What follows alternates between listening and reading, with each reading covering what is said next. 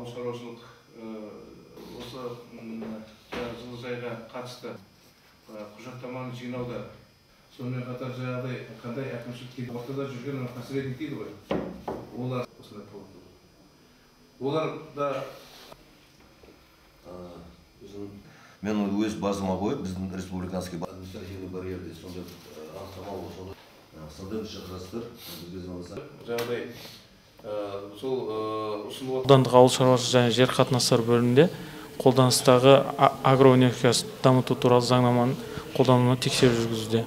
Біздермен тексеру барысында тек шаруалардың субсидия алу мәселесін және оларға ары қарай көмек беру жағы қарастырылуда.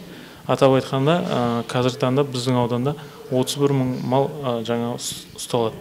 Яғни сол ет өнімдерін сататын шаруаларға көмектесу мақсатында аудандық кәсіпкерлер палатасымен бірлесе отырып, біздер кәсіпкерлермен кездесу ұйымдастырып жатырмыз.